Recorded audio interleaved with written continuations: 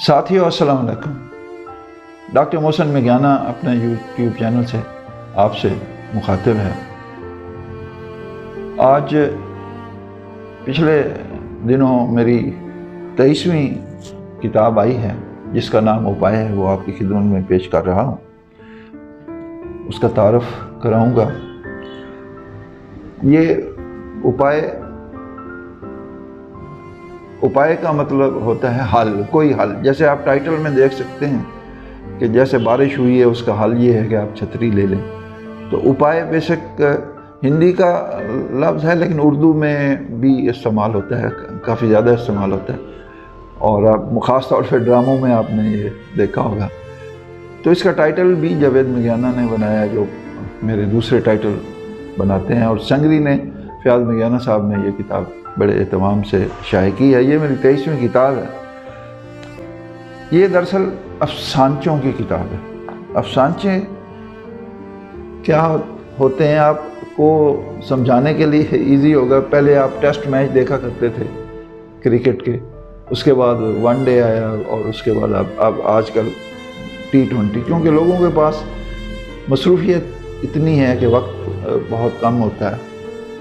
तो जिस तरह से अब T20 सबसे ज़्यादा मशहूर है, आप ये समझ लें कि अफसानचे भी उसका शॉर्ट फिक्शन जो है ये उसी तरह की एक चीज़ है, क्योंकि अफसाने लंबे होते थे, लोगों के पास टाइम नहीं होता था पढ़ने को। तो अब ये इसकी अभी डेफिनेशन तय नहीं हुई, लेकिन वो कहते हैं कि तकरीबन 300 लफ्ज़ों के अंदर अंदर जो आप बात कोई आप अफसाना बयान करना चाहें तो वो कर सकते हैं जाके। लेकिन ये अभी अफसानचे का रिवाज तो आजकल में पड़ा है। सच्ची बात यह है कि मेरा पहला अफसानचा जो था वो 69-70 की बात है, जब मैं अपना एक छोटा सा रिसाला शहीद, हमारा यूनिस शहीद पेन फ्रेंड्स क्लब था, तो उसके तहत वो ख्वाजा यूनुस हसन की याद में वो हम निकाला करते थे, जिन्हें सितारा जुर्रत मिला था 65 बात में। तो पहला अफसानचा वो इसलिए क्योंकि वो बिल्कुल एक छोटी सी जैसे जंतरी होती थी, पैसे भी इतने होते थे, वो मैं शाया करता था रिसाला। तो उसकी बैक पे मुझे याद है कि ये शायद 69-70 की बात है, मैं अभी मैट्रिक में था। तो पहला वो अफसानचा उसमें वो उसकी बैक पे मुझे याद है, उसका उन्वान भी था। उन्वान ये था कि बग़ैर उन्वान के। तो इस हिसाब से आप देखें तो पहला अफसानचा मैंने जो है वो 69-70 में तहरीर किया था। उस वक्त मतलब इसका इतना रिवाज भी नहीं था। अब ये किताब उपाय है, इसका जो दिबाचा है ये वो डॉक्टर फौजिया चौधरी ने लिखा है और संगरी पब्लिकेशन ने ये छापा है। इसमें 52 के करीब जो है 52 अफसानचे हैं मेरे, और जैसे मैंने पहले अर्ज़ किया ये संगरी ने बड़े एहतमाम से छापा, और इसको मैंने अपने वालिदैन के नाम जो है, इसका इंतसाब जो है अपने वालिदैन के नाम किया है। तो इसमें इसके दिबाचे में डॉक्टर फौजिया चौधरी जो हैं वो ख़ुद, उनकी काफ़ी सारी किताबें आ चुकी हैं। तो इसमें उन्होंने, मैं थोड़ा सा वो पढ़ देता हूँ कि हमारे दौर का इंसान बहुत तेज़ी से अदीमुल फुर्सत होता जा रहा है। इंसान की अदीमुल फुर्सती के असरात जहाँ ज़िंदगी के मुख्तलिफ़ शोबों पर पड़ रहे हैं, वहीं अदब भी इससे मुतासर हुए बगैर नहीं रह सका। और ऐसे ही मैंने आपको मिसाल दी है कि इसमें, तो इसमें एक जगह उन्होंने बड़ी लिखा, तो उन्होंने एक जगह पे एक अफसाने के मेरे अफसानचे के बारे में लिखा। मिसाल के तौर पर यहाँ ज़ालिमा पेश किया जा सकता है। मुसन्निफ़ ने इसमें ऐसी ड्रामाई सूरत हाल तश्कील दी है कि कारी इख्तिताम तक पहुँचते पहुँचते एक हैरत अंगेज़ बेइज्जत से दो चार होता है, और इसके लबों पर हैरत अंगेज़ मुस्कुराहट फैल जाती है। मैं समझती हूँ कि इस अफसानचे को अगर ड्रामाई शक्ल दी जाए तो ये यकबाबी ड्रामा बनने की पूरी सलाहियत अपने अंदर रखता है। फिर इस पर 5-10 मिनट की टेलीफिल्म तो ज़रूर बन सकती है। अब मेरी क्योंकि 23वीं किताब है, जब ये मैंने दोबारा ये दिबाचा पढ़ा तो मैं खुद बंदे को याद नहीं रहता। मैंने कहा मैंने पता नहीं लिखा क्या है, मैं पढ़ूँ तो सही ना। तो उसमें ये अफसान चाहिए, ज़्यादातर 2 या 3 सफ़े के हैं।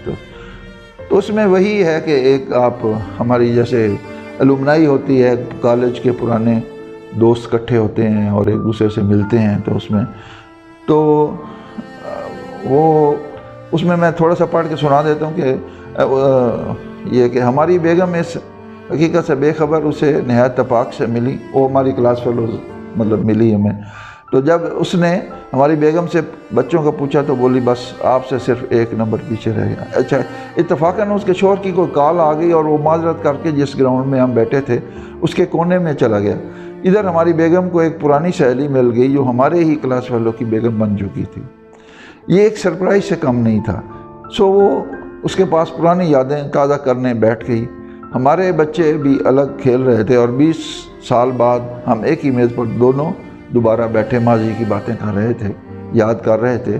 اس خوف سے کہ ابھی کوئی درمیان میں مخل نہ ہو، وہ شرما کے بولی ایک بات کہوں؟ جی ضرور.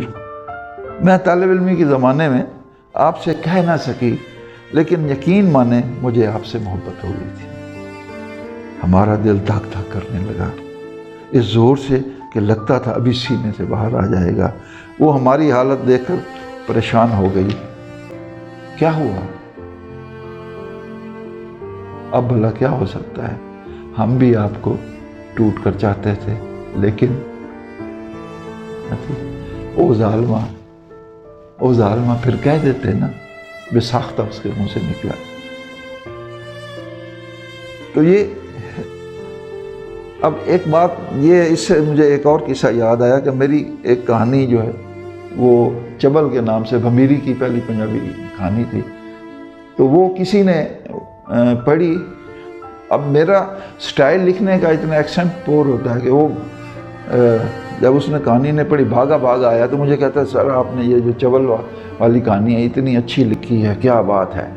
اور کہتے ہیں بھائی کوئی بندہ جو ہے وہ سچ بولتا ہے کہ میں میرے ساتھ یہ ہوا کہ میں نے کہا بھائی صاحب یہ کہانی ہے، لیکن وہ نہیں مانا. اس نے کہا کہ یہ نہیں یہ آپ کی کہانی. اسی طرح سے ظالمہ بھی لوگ پڑھیں گے شاید سمجھے کہ میری بھی یہ افسانچہ میرے ہے حقیقت.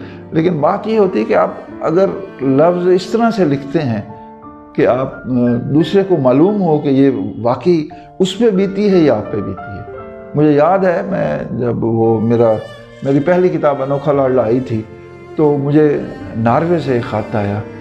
تو اس نے کہا کہ جیسے میں نے اپنی سٹرگل زندگی کی اس میں تھی، آپ بیتی تھی. وہ میری پیدائش سے لے کر جنگ آنے تک، یعنی کہ سرجن بننے تک کی کہانی تھی پہلی کتاب.